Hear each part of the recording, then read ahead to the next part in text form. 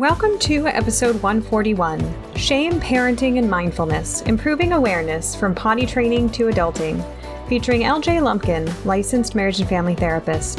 Make sure to subscribe to be alerted about future episodes by Clearly Clinical. Learn, grow, shine.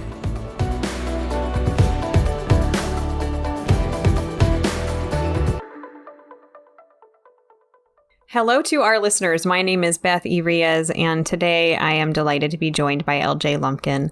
LJ is a colleague of mine. He's a licensed marriage and family therapist, and he also is a professor at Pepperdine University. And today we're going to be talking about parenting and shame and values and different moments in the parenting journey and how we cope with the challenges of parenting. Thank you so much for joining us today, LJ. Thank you for having me, Beth. It's exciting to be here again. So why don't you tell our listeners more about you and how you came to have this specialization and what parenting means to you? So yes, so I'm a licensed marriage and family therapist. I've worked with trauma and anxiety disorders, psychosis, a lot of extreme states, and a lot of my recent work has been working with teenagers, adolescents, and early on in my career, I got to work with a lot of very young clients, and I was also a parent at the time. So I was experiencing a lot of the anxiety, stress that parents were going through as I was becoming a parent, and as well as teaching and trying to understand the psyche of others as well as my own traumas. And while I was preparing for my licensing exams, I started to work on a book, and it really came from journaling my experience as a parent and noticing the emotions that I was having, the flashbacks that I was having as my children went through things that I had experiences as a child. And starting to rework how my perspective of what a parent is, what kind of parent I wanted to be, and I noticed through talking it out, working through my own issues, and just being authentic with what was coming up for me, I started to connect with my kids a little bit more. And that's where the shame-free potty training, a new approach for a new generation came from. I wanted to make something that was helpful for parents because I know we don't have time. There's never enough time as a parent. And there's not a really good, this is how you do it manual. I don't think there ever will be, but just to embrace, our own identities and help model what it feels like to be your authentic self to our kids is something that I'm still practicing and trying to work through. I'm glad to have this conversation with you, and you and I have talked before about our kids this year. So here as we record this, we're at the end of June 2021. So we are still in the pandemic with things shifting in terms of the severity and different requirements and different shutdown levels, if you will. But this year, as I joked before we started recording, it's like if you're a parent and you haven't experienced shame, especially in the last year, then you probably weren't paying attention because of all the pressures of having kids home from school and concerns about safety, the severity of what's been going on. I know for me and for the parents that I've worked with, shame is just an inherent part of the deal and has been really visceral in the last year. So why don't we start by talking about shame and where it comes into parenting, how you see that kind of as the framework you mentioned, authenticity, but talking about this framework for shame and parenting. Mm-hmm. Yeah. So, I mean, I think as, when we become parents, it's almost like this, all of a sudden we start having this survival mode come over us because we're having to care for another being for the first time, like really care. Like we have our partners that we care for, but then when another human being becomes our responsibility, there's almost this inherent feeling that we're never doing enough and we're never present enough. We have our own memories of what our parents did for us and what it looked like for us as children. So when we're not hitting that mark that we think we should be. Like if we saw our mother or father as superhuman, where they just got everything done and they weren't stressed at all, or they were able to handle everything on a daily basis.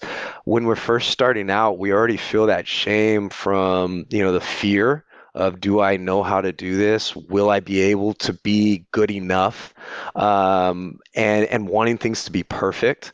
I think especially for parents that have careers and have been driven to kind of be perfectionists or to be top dogs in their lanes, when you get thrown in that parenting lane, it is all survival at first. And that can be we start to shame ourselves. For myself, I constantly could remember just doubting myself when I would react to something like a spill, or when my child was crying and not knowing really what to do or trying to figure out what to do. It really felt like I wasn't doing enough, and I felt like I was failing. Talking with other parents was very relieving for me in that sense, because I started to notice, oh wow, everybody really experiences this at one point. Especially with this year in general, this last year, where they weren't able to take breaks from being a parent, right? Like a lot of us stepped up and had to do some of the teaching with our kids, or most of the teaching. Having questions asked that we didn't have the answers to, that can be a really scary thing. And I think that for me, I always want to be able to give answers. And I had to get past that point of like, okay, I don't have all the answers, and it's okay to say that. No one really told me that at first, that you can say, hey, I don't know, and it's okay. Like we can explore that together. But as I have kind of spoken with my kids about, like, just asking them questions, being present with them of like, what is it about this question, or what do you think is going on? I've been able to allow myself to let go of some of the shame, and just processing and looking at where that originally came from. As I mentioned, like flashbacks. I notice a lot of times with my kids, when they have that first question of like, where do babies come from, or where, these questions that, can be monumental. I notice the physical reaction I have in my body from it, like, oh, I better answer this right. And all these judgmental ideas that start flooding my mind. And when I get back to the basics of, okay, like they're curious.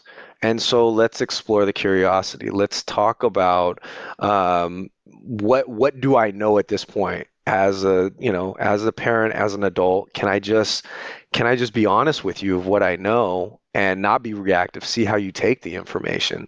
That has been when I've probably done my best parenting. Is when I'm getting out of my head, and I'm just being present in the moment, not allowing the shame to lead, because really the shame comes from fear, right? Fear of not being enough, fear of not giving the right answers. And as I get more comfortable with that uncomfortability, I find that it becomes rewarding, because my kids know more than they actually let on usually. Now they're 5 and 7, and I get to work with a lot of different ages, so I get to kind of see that progression, which gives me a little bit of an advantage. I know what's coming to an extent, but it also just allows the space where there can be exploration, where it's okay not to have the right answer. And I think that allowance has really helped me, and with my clients, to know that they don't have to have it all perfect right away. There's learning curves there. I think this conversation about shame and parenting, I personally agree with what you said about the idea that with parenting, we don't have some end point where we say, okay, I did a good job. I got an A. We Right. don't have that. I don't know when Yeah. that point is. Yeah. And I know from the research about this concept of shame, we see it, I see it in social media, particularly this idea of parent shaming or specifically mommy shaming. And the research has shown that 2/3 of women report feeling shamed by family members or by members of the community for decisions they've made, whether they use cloth diapers or regular diapers, whether they have organic food or non-organic food, and all of these things of this idea of how we should be doing things. I think shame is just so fundamental in this concept about parenting. I know that shame is kind of that idea of I am bad versus guilt, I did something bad. Can you talk about the application of that to parenting and how that matches or conflicts with, I know one of your other skills in your areas of expertise is mindfulness. So how do you see these ideas kind of coming together in shame and mindfulness? Yeah, that's a great question. I see it as it's how we're self-identifying. If we are identifying as a shameful person, then we start to model that behavior, or we stay in that feeling and experience, whether it's a past experience of, mom is saying that I should be potty training at this age already, or I should be a stay-at-home parent versus a working parent. These ideas start to have an impact on our physiological experience with others, our the ways that we connect. And with mindfulness, again, being able to be in the present moment, being aware of stuff from the past and stuff from the future tripping that happens, but bringing it back to, okay, right now in this here and now moment, I know if my child is healthy. I am aware of what they have been eating. I when I come into the room or when I connect with them, they connect with me as well. And so knowing that, okay, I am doing everything that I can in this moment to be present with them, to love them, to give them affection, and that is to know that that is enough. I think that the good enough mother concept is really important, and I say good enough parent because I think that, from my perspective, as a father, that was, again, another thing that was driving me wanting to write something out and get some information out for fathers who were taking up more of the at-home presence with their kids. Because again, like when I would get too far ahead of myself, that's when I would start to shame myself a lot of the times. Or if I was reflecting so much on past experiences, I would shame myself more. And then that's where the anger, the frustration would come out. And that's what my kids would receive, is the anger and the frustration. Versus if I am able to forgive myself, if I'm able to love myself in that moment, or notice like, okay, I made a mistake and daddy's going to clean it up right now, and daddy's going to be able to do this, then again, they're being able to receive that as, okay, that is a norm, to be able to make a mistake and then be okay afterwards. Even with breathing. Breathing has been my biggest tool, and it's what I work with a lot of clients. And even within my family system, we practice breathing techniques, because I know I used to deal with a lot of anger when I was younger. There was a lot of frustration. I didn't know how to deal with that. It came out in the form of fighting, yelling, and when I am aware of my nervous system and being able to breathe and slow down, then all of a sudden this sense of calmness comes in, and I can notice the thoughts. I think one of the biggest things for me right now is the automatic negative thoughts that we have, that follow through, and it becomes this negative self-talk that we just beat ourselves down and beat ourselves down. And it could be one comment from a extended family member, and then you just run with that and feel like everybody is doubting you, and that's not what you need when you need to be present with your kids. And so that shame, it just follows us, rather than us recognizing it. Okay, if I'm saying should all day long, That's shame language. That's me shaming myself. I should have done this. I should do this. And when we're practicing that with ourselves, we start practicing that with our kids, and they start to take that on. And that's where a lot of these generational cycles start happening. You'll start to hear younger kids say, "Well, I should do this, and I should have done that," and that carries into adolescence, teens, and you see those rates of depression and anxiety that are increasing because of social media, because of what they're hearing as these, you should be doing this by now. If we can practice that language for ourselves, then again it becomes easier for us to practice it with our children. This idea of mindful awareness, I smile and I say it's great in theory, and every parent is going to have moments where we may be mindful and some moments where we're not quite so mindful. Yes. As you're talking about parenting and shame, one of the things that comes up for me, so I was raised in a Catholic home, and I look at it now with much different eyes as an adult, but this idea that I shouldn't take the cookie when I'm not supposed to, for example, because the consequence was super severe, like I was eventually going to somehow burn in hell. Right. Right. There's this really strong message and idea about what the consequence was if I did this quote unquote bad thing. And that this idea, this conversation that you and I are having is so different than the conversation that our parents had, than their parents had, and thinking about parenting over the years relative to the context.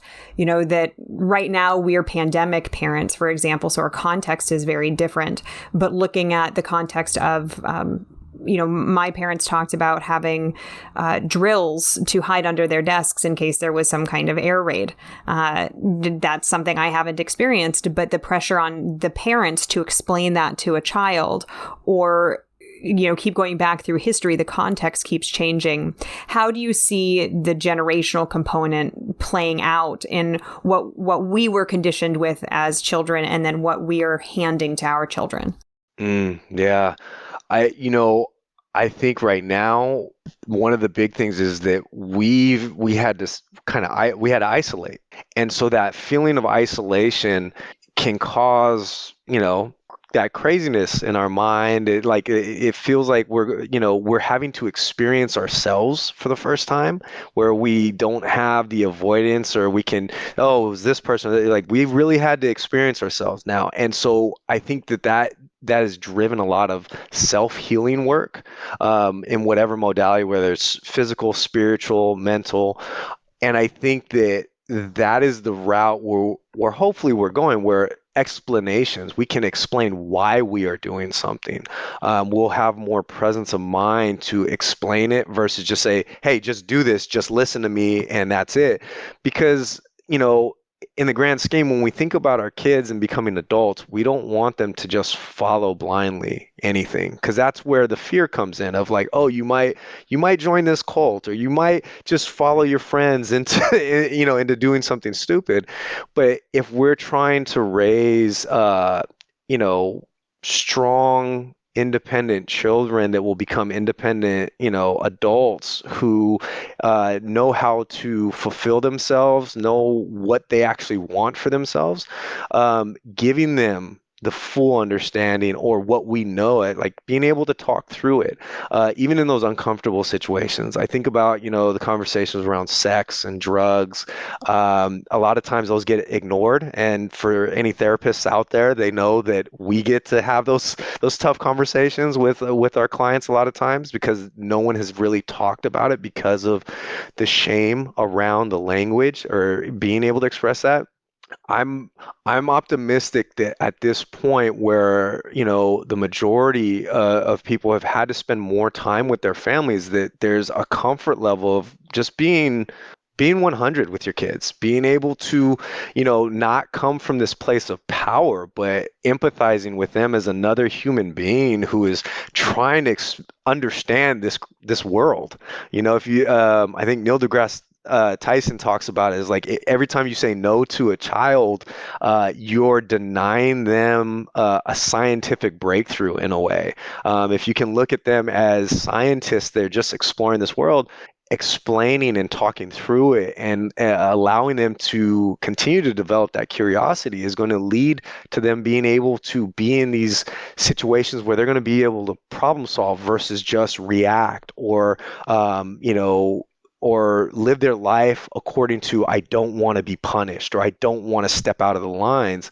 Um, and and I'm not saying that's easy. Like you said, like in theory, it's great. And also, I have said no plenty of times to my kids. I have yelled. They will tell you that, like I've had my moments, and and that's the thing, the humility in that. I that is such an important lesson. I think that kids can see that an adult can say they were wrong. Like like if you think about it growing up, how many times you might have heard that, it might be on one hand, if that, but being able to just say like, you know what, dad was wrong. Like I didn't have all the information. And being able to just show them and model that I think that will change how this next generation communicate with each other.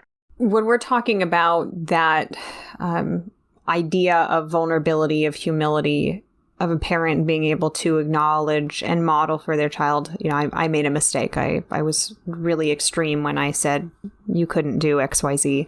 That, if we look at the parenting styles, is more authoritative. And I think, and I haven't seen the research on this, but it seems like we're moving toward more of a direction of authoritative parenting versus authoritarian, which many of us may have been brought up with. That collision between those two ideals, when authoritarian is so based in power, and what you're talking about is not the opposite of that, but is an entirely different perspective on power and vulnerability than the authoritarian perspective. hmm Yeah, I mean, really, it's trying to find that middle path, right? Because if there are no boundaries, if there are no rules, then the child won't feel safe. And then they're just going to make up their own rules. And there'll be the loss of wisdom or seeking of wisdom from parents if there are no boundaries. But finding something in the middle, again, where it's like it's based in understanding. It's almost giving your children the trust that they can take in information. I like even a couple days ago, my daughter, she's like, Daddy, did you know that a man can marry a man and a woman can marry a woman? And I was like, yeah. And she's like, okay, just making sure. Like there's a wisdom that children have as well. And I think that when we empower them with information that we might feel like, okay, this may be overwhelming or this may be too much. But if we really think about it, it's like, okay, would we rather have them learn that from someone else that's going to have some other skewed narrative that they've learned from someone else? Or we can actually build that kind of setting for them of like, hey, they can approach us and have conversations about things that they're learning about or they're experiencing. Um, Again, it sets us up for success when they get to that teenage phase, when they are adulting, because that's where we really want them to turn to us when they're making these really big decisions that are going to affect their lives. We want them to feel that they can come and talk to us about it and be 100 with us versus feeling that, oh, I can't tell my dad this, I can't tell my mom this. I actually have to, go just talk with my friend who is literally trying to figure this out on their own as well. Um, I just see that as like at first it can be difficult because we have to get past our reactivity to whatever's happening. And again, breathing, being mindful, noticing, okay, I don't want to talk about sex, but this is happening right here, right now, so we can talk about it. And then, just kind of leaning into that discomfort with our kids. Again, trusting them that they'll be able to take the information and then also being able to hear them versus just judging whatever comes out of their mouth as wrong or not what we grew up knowing. That clears a path of understanding that, again, as they get older, that's how they start to communicate with other people, right? Because it's that practiced norm that they've been modeled, or they've it's been modeled for them, and then they have also just become like, okay, yeah, it's okay to have a conversation with disagreements, or from new perspectives, because I'm actually learning more that way. They start to thrive in that type of experience. For you as a clinician, when you're working with a family that tends toward a more authoritarian perspective of this is how it should be because I said so, you know, children should be seen and not heard, that bit. This idea of injecting mindfulness and more curiosity into parenting, how do you position that when those parents or that parent sitting in front of you was probably raised with the same authoritarian ideals? How do you work with that to help create a little bit more flexibility there? Yeah, great question. So first, I usually start off with what's your relationship like with your parents when I'm talking to the parents.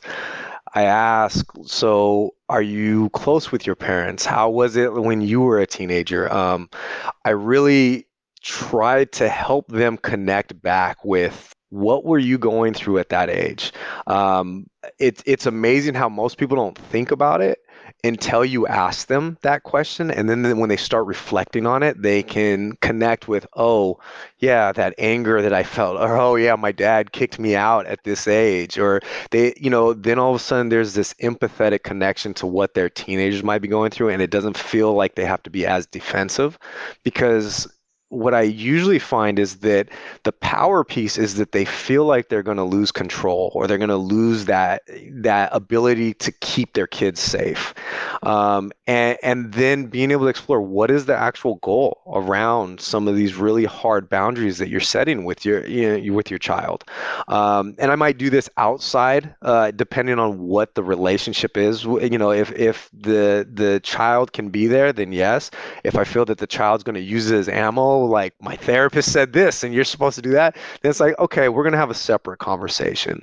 And then just preparing the parents of like, this might be a safe word that your child uses to establish this boundary of, hey, this discussion's getting into an argument and I don't want to be in an argument. It's not that they're disrespecting you, it's that they're trying to communicate with you in a different way. So just let's test this out for a week or two. And any complaint that you have, any real, like issue you have with it, come back to me and we'll talk about it, because I can actually talk to you about it, and I we'll work on it all together. Just the understanding that there's, when a child is coming into therapy, it will sometimes get worse before it gets better, because you're changing the family system. The communication style that has been a norm is going to be poked and prodded a little bit.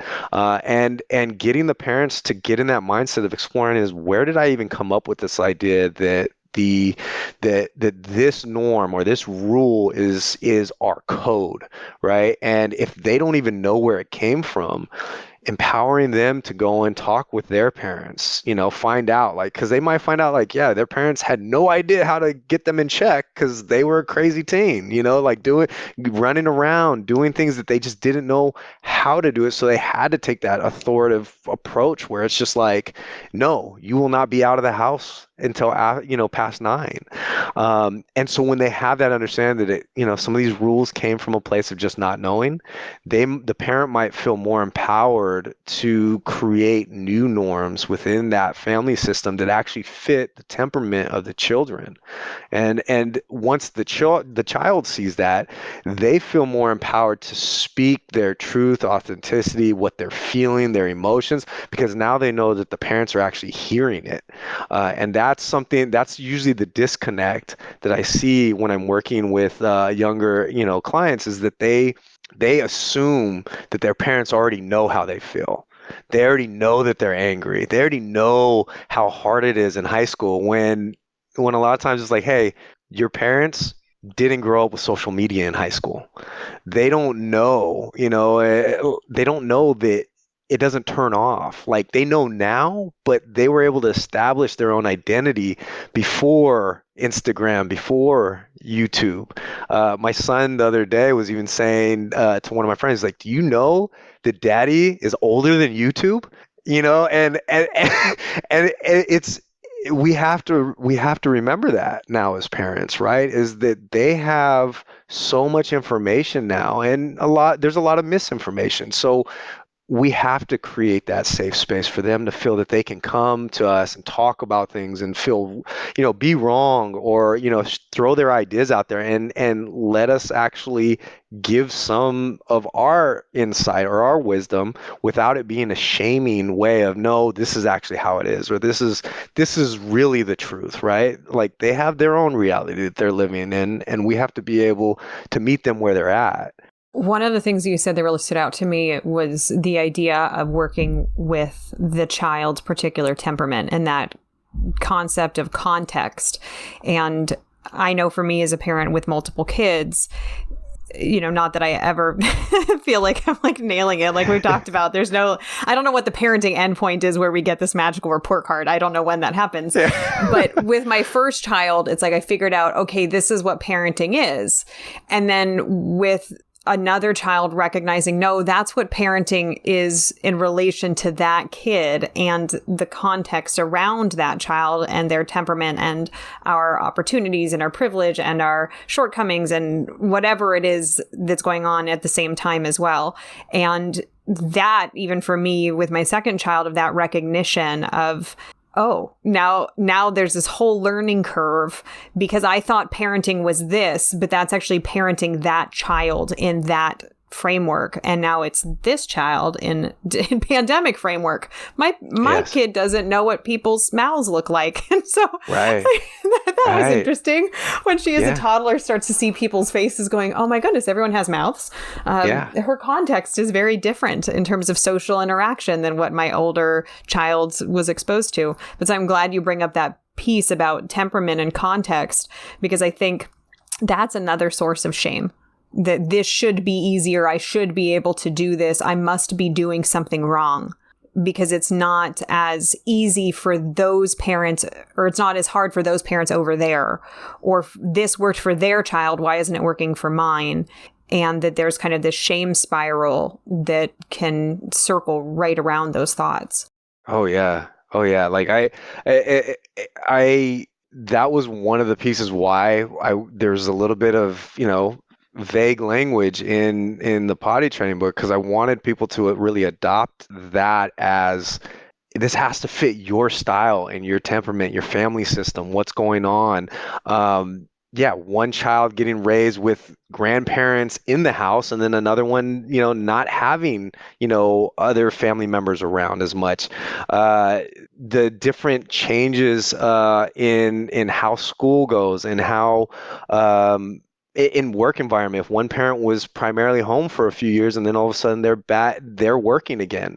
I find that a lot, even with adults, looking at like, where were you in the family system? Were you the firstborn? Were you the middle child? Were you third? Because by that time, by the third child, your parents are veterans, and they know that, okay, I can't raise you the way I did the first or second one, because I bombed it on the second one because I was trying to raise them like the first one, right? Like you start to notice those things, and the temperament of the parents changes, and things become, sometimes more laxed, and a child can take that in as, oh, you don't care as much, or you don't take as many pictures of me, and we have to recognize that of like, okay, what are our basic rules in communication in the household that everybody abides by? And then what are, child one, child two, child three, how do I connect with them? I find that like with my daughter, who's the younger one, with athletics, we connect very well. Like she wants to do everything that I'm doing. She's teaching me how to do handstands now. Like that's our connection in a lot of ways. With my son, it's more of the intellectual, playing chess and playing video games. He does not want to run with me. He does not want to do those things. So for a while, I'd beat myself up saying like, why can't I get him to do this stuff? And then I had to realize like, that's that's not what he's into. That's not his temperament. He's not, and maybe it will be someday, and I have to be open to that. But I also need to stop pushing my agenda. And I think that we get tied to what it will look like as parents. Like, okay, this scene, and we're gonna bond over all these different things, and waking up to like we might not get along in some of these areas, and we might not connect, and that's okay.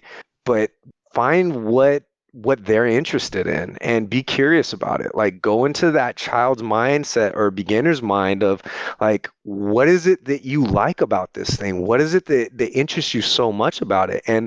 And just diving into that, I find that that's what's helped me connect with my son more. When it comes, he likes making video games at this age, and it's like, okay, so like, what is it about this? Why do you like creating it versus playing the game? He likes watching me play it. And so again, yeah, just curving some of the expectations of what we started out with, and then also knowing that there's always a new opportunity to connect with them. We have to be able to put down what we imagine they should be. Again, it goes back to that should, what they should be doing as teenagers. They're not going to be doing what your neighbors are doing. They're going to find their own path if we allow them to. I can hear as you're talking about this, the mindfulness kind of woven in to this concept, the idea of awareness of the present moment. So not making assumptions about how things ought to be, how they should be, how even they were for us, but that curiosity that for me in my practice of mindfulness and meditation, I can feel it when I'm coming at a thought with curiosity, and I can almost, how I see it is kind of pluck it out of the thought stream and look at it with curiosity instead of these automatic assumptions about what this thought means and it's good or bad that I had it or what it says about me. But to try to walk it back to that awareness of the present moment with curiosity. And you're not even using like the tag words of mindfulness and meditation in here, but I can hear it in how you position this. Yeah, I try to take the tag words out as much as possible because I know that mindfulness has become a very big buzzword, and so people get a little defensive, like, I'm not going to do that, but really it is. It's just being able, it was something that really helped me. I think the book that was so powerful for me was The Full Catastrophe Living by John Kabat-Zinn, where he is breaking down the MBSR, mindful-based stress reduction, and he even gives examples from his own life with his kids being up at 3 a.m, trying to just get them to stop crying, and noticing that once he relaxed, once he was able to just breathe, that became the soothing thing that helped his kids stop crying. I would practice those things. Even with my children with emotions, I never want to take away their emotions. Even though it's hard to hear screaming, it's hard to get yelled at and say, that your child hates you. And I think we all, as parents, will hear that at least 100 times in our life, but being able to show them and model the practices that help me with my anger and my frustration. We practice counsel in our house, and that's being able to sit in a circle, do some breathing. We hit the sound gong and everything, and then we do a talking stick, and we just go through active listening skills where each person talks. The oldest, the youngest, everybody, but whoever's holding that talking piece, everybody practices fully hearing them, fully listening to what they're saying, not distracted by technology. And then, we all get a base of where everybody's at, so I'm not thinking that, my daughter's mad at me because I took away something last night. It's no, she had an issue at school, and that's what's making her mad. And I was able to actually hear it, not try to fix it, because I know that that's the tendency for parents. We want to fix. We don't want our kids to suffer. But to just pull back and just hear what their experience is, all of a sudden, just being able to be present with your child becomes enough. And then all of a sudden, yeah, I don't need to do everything. I just need to facilitate presence and being mindful. And it translates into our work environments, into our friends and colleagues. You start to notice that, but there's a pull when it comes to kids that you want to be more for them. And if we can just, again, get back to that present of, okay, I am holding the space. I am making eye contact with you. I am nodding. I am hearing you. And I'm not trying to fix you. I am just letting you have your process. That is the work. That is the change from probably what we experienced as kids. And we're advancing, our kids to be able to be emotionally intelligent. As you talk about this, I'm thinking about the book, Adult Children of Emotionally Immature Parents. And that book talks a lot about if a parent is having difficulty sitting with their feelings, then that's where that knee-jerk reaction kind of comes to change somebody else's. That we get overwhelmed with our own feelings, and then we kind of, excuse the term, we kind of vomit that up all over our kids about what they should be doing or what we expected or what the neighbors think or whatever it is. And that it's a reflection of those moments when we're ourselves emotionally immature and not able to hold space even for our own feelings, which goes back to what you were saying about mindfulness. There are all these milestones in a parenting timeline, if you will, about what should be happening, whose child walked sooner, and all of these little competitions that develop among families and friend groups about who did what. And like I said, who's feeding organic food, all these little competitions.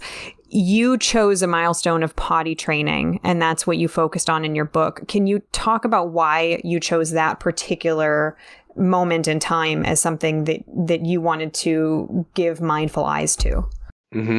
Yeah. So there were a few things that were going on. So one, it was like I was taking more time away from the private practice and working. I was trying to spend more time with my kids. I had already potty trained my son, and so my daughter was there, and we were kind of going through that phase. And I just I noticed from my friends and clients how much stress went into that particular stage. How much they were hearing from different methods, or almost making it too complicated. I think that in there I talk about, make it as simple as possible. Don't buy the potty with bells and whistles that blows up and shoots confetti. It's like it just makes it more complicated, and we tend to do that. We complicate a situation that can just be about bonding and connection and achievement.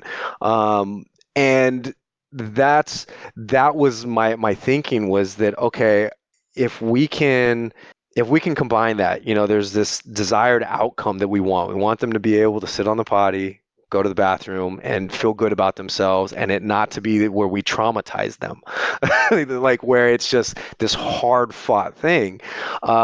If that could be practiced, and it's a lot about our temperament. It's not as much about the kids, because they want to succeed. They want to achieve things. It's in their nature. It's in all our nature to, feel good about ourselves. It's just that, how do we start off achieving?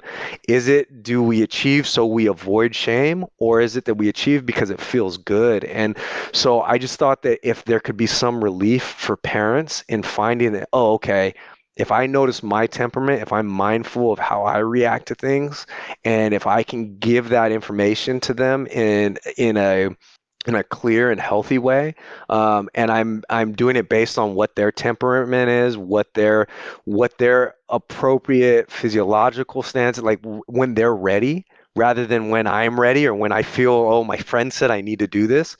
All of a sudden, that can shape our parenting for the next 5, 10 years, 20 years. And my hope is that, to create a generation that doesn't have as much shame as our generation has. And that's not to harp on our parents, or they have what they had to work with. What if we can start thinking about the ripple effect of our reactions, not just to our kids, but just to everyone, right? it creates our environment. It creates, hostility, or it creates peacefulness, bliss. So if we can start to do that in our family systems, right? Then all of a sudden that translate into our community, translate into, more settings, and then we're not as reactive. And I just felt like if I could do that in that space, if I wrote something else, or I was focused on a different, issue that, society is dealing with, it would be heard, because it's like, okay, I've heard this guy. I've listened to some of the stuff he's put out there, and it actually makes sense. I've seen some tangible results, right? And I think in therapy, that's what we're usually working with, is clients will come back to us when they actually see some results in their life, when they feel a sense of relief once they get through some event, some trial that they've had to go through. That relief, it's like, okay, I'm more open to going back to therapy or listening to what a therapist might have as feedback. So it was also trying to open up that, like, mindfulness for groups of parents that might not be able to afford therapy or go to therapy. It might be outside the cultural norm to do that. So I felt by reading a little bit of information about it, parents might be open to exploring their own automatic negative thoughts, their own shame that they might be holding from years, that they never were able to talk about. So I wanted it to kind of be a healing force, and just a different lens to look at. One of the things you said that I think just really hit home was, do we achieve because we avoid shame, or do we achieve because it feels good? That concept is really, really complex, and we could spend a lot of time just talking about that. But in terms of parenting, one of the things that I remember in college, a friend telling me about something he had done.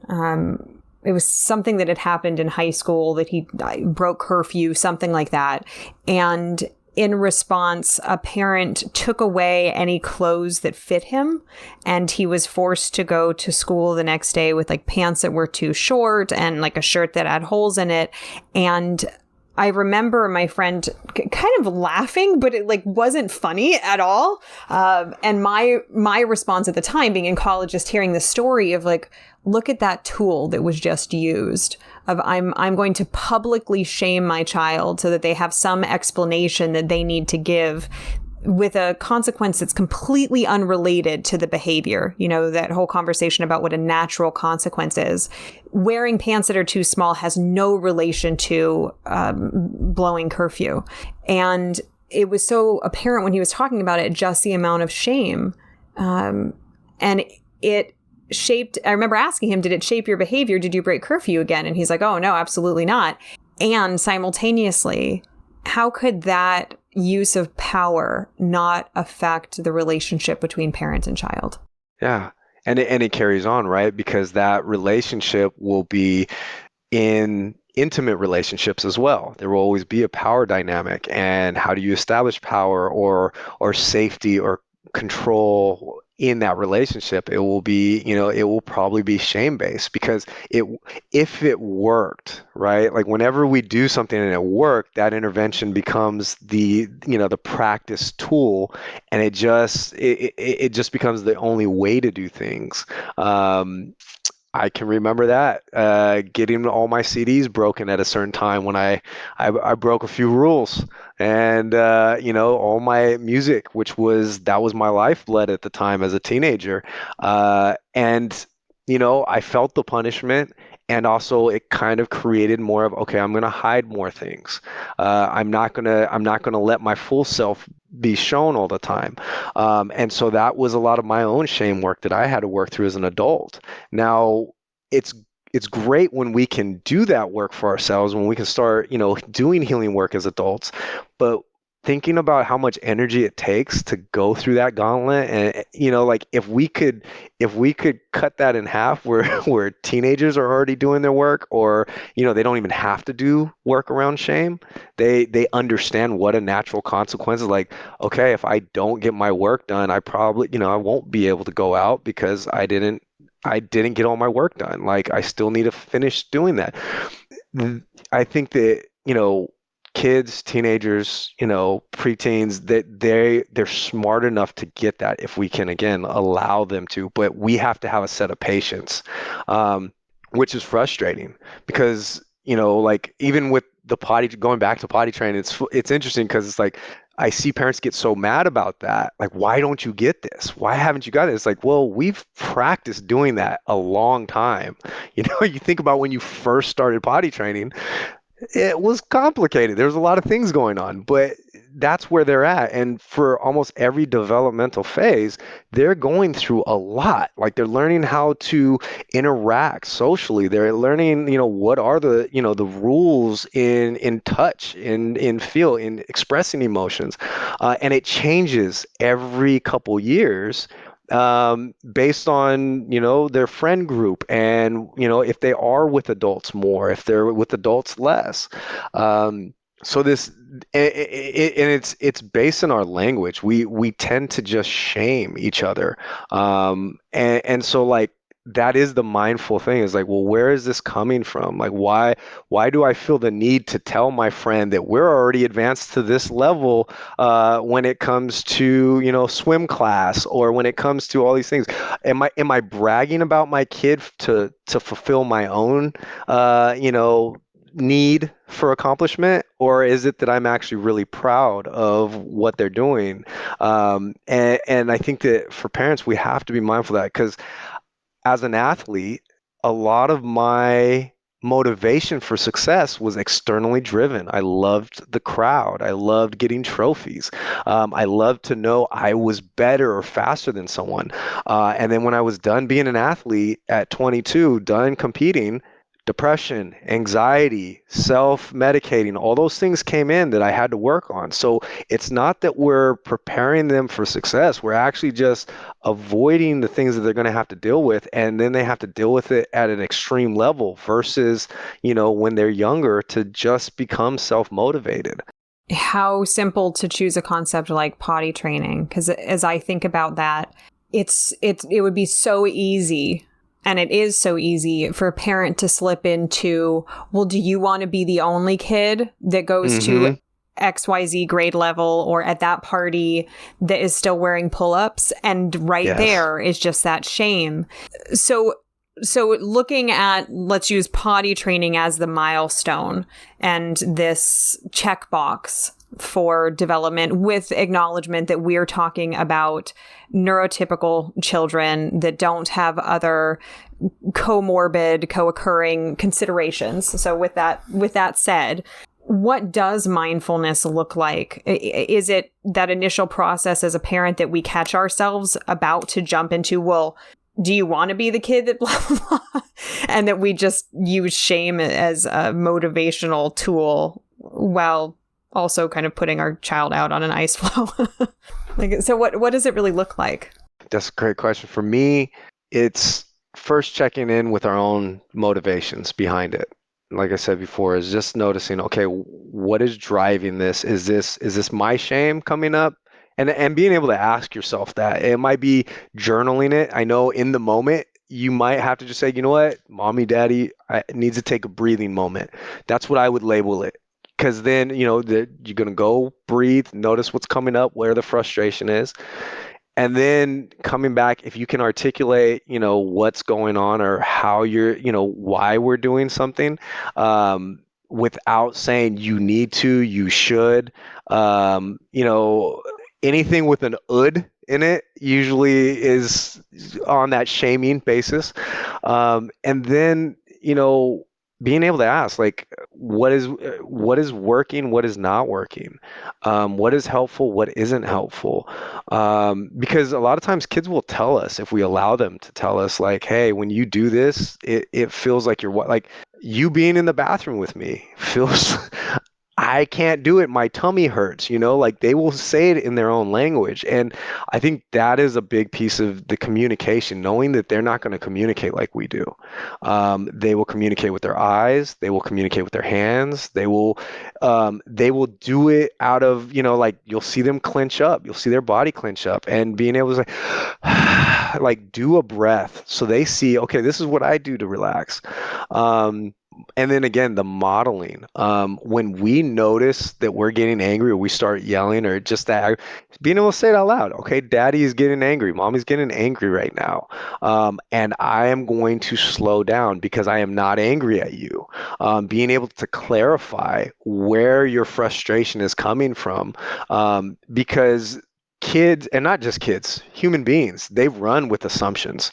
Like if I see you with a furrowed brow staring at me, not breathing, I'm gonna say Beth's pissed off at me, and and it's the same with kids, right? They will create a story, they will create a narrative of why they are not good, why they're bad, and it's usually very self-absorbed, which is right for that age. It is like the narrative is based around them, so they are the problem, and they create that.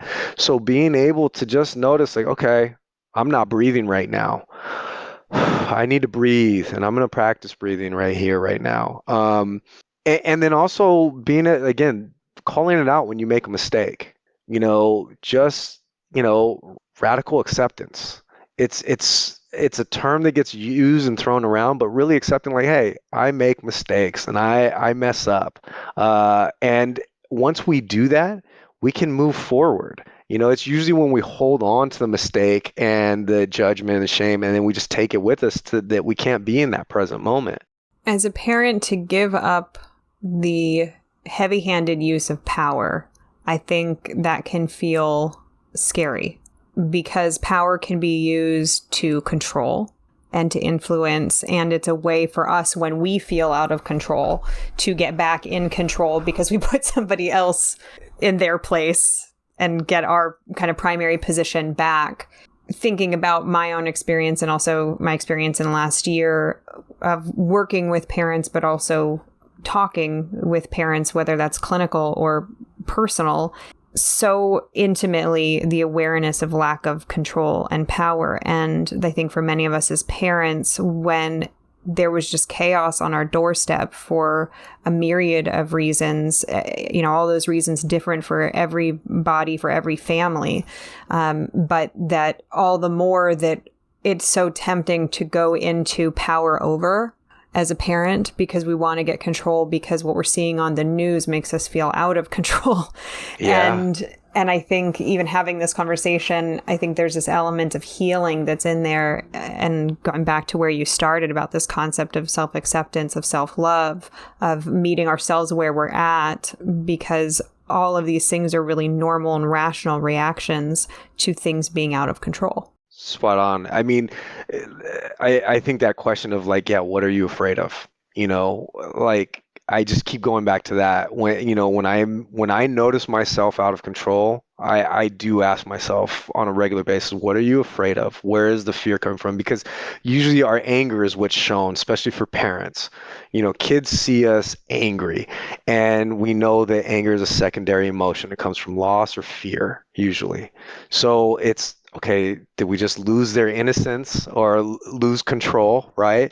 Or are we afraid that something bad's going to happen if they don't understand this concept, or if they don't learn from this past experience? Because then when we actually have that information, there's an ease that comes in where it's like, okay, I know why I'm trying to get this message across. I know why I'm angry about it. And so being able to just ask yourself that as a parent of, okay, fear or loss, what is it? And what is this internal thing that's happening? And it could be something from our own childhood, or it could be something that we just saw on the news, because we were all being pumped with a lot of fear. And even if you turned off the news, you still had it, because as a society, we were going through something that no one really had a full understanding of what that meant for the next year or the next 5 years. So just being able to recognize that, then we can do something about it. Like, I think, right, as a therapist, a lot of the stuff we see is that first it has to be acknowledged. And then we can actually do some work around it. We can actually make some change in how we're going to react to things.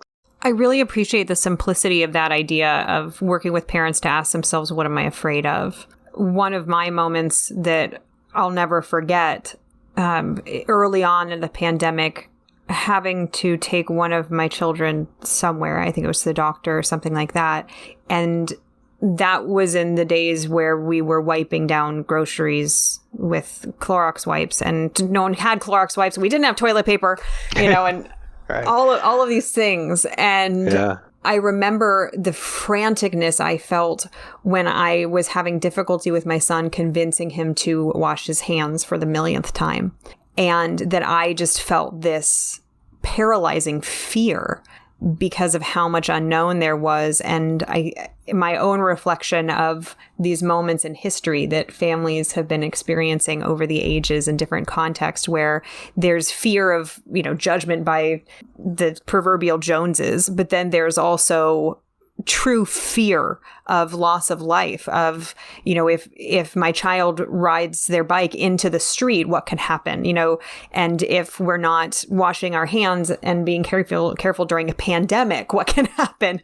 But whether it's on a big level or on a small level, I really appreciate the simplicity in what you're saying of what am I afraid of, just cuts right through to that idea of power and control and fear and shame, and kind of brings immediate awareness if we're listening to what's going on with us and where we're losing our mindfulness as parents. And recognizing that it's not going to be, again, the theory piece, right? It's not going to be perfectly practiced. It's repetition though. If we can get back to that space, if we can keep doing that, and like even journaling, that has been one of my biggest tools, because I've been able to go back and look at it from a space where I've already been through that. I'm not experiencing that for anymore, but I could see the extreme state I was in when I was experiencing it. How, my whole nervous system was hijacked, by fight, flight, or freeze, where it's like, okay, so I know why I was doing that. I know where it was coming from. And so what would I want it to look like in the future? And that's kind of the piece of, when we are in meditation, if we're not just doing a present moment focused meditation, being able to kind of start looking at the manifestation. How would I want to show up for my kids when these extreme things happen? What feeling would I want them to be able to feel? We don't have ownership over their feelings, but what would I want them to feel from me? Would I want them to feel a sense of calmness? Do I want them to feel my frantic energy? Like, what do I want in those situations moving forward? And knowing that it's not going to look ideal, but we have some concepts of, okay, well, when I do breathe, or when I take a moment rather than just rapid fire answering, I actually do a little bit better in those situations, right? We start to have some evidence that tells us, hey, you're a good parent because you actually care. You're actually being present with these kids. And sometimes we need that motivation from ourselves, right? Rather than the obsessive negative thoughts of we're not showing up enough or we're not doing enough, but being able to look back like, hey, actually I handled that a lot better than I thought, and being able to do some of that self-care that we need as parents. LJ, you and I could keep talking on this topic, and I think there's a lot to be said, but I appreciate you being here and sharing these concepts with us. For our listeners that want to learn more about you and about your work, what's the best way to do that? So you can find me at www.nomadhealingpractices.com. I have some links to some other podcasts that I've been on, and my book, Shame-Free Potty Training, A New Approach for a New Generation, is on Amazon, and it can also be found on that website. I will have another book coming out within, hopefully this year. It's called Climbing Out of the Box, A Path Towards Healing for Black and White America. It explores a lot of my own experience going through living this life as a biracial person, and also just some of the things I have, healing modalities I've worked on, because our self-exploration and being able to talk through things is a process of healing. And that can be painful, but if it can be normalized that we all can and will go through this, that I think that conversations about healing will expand.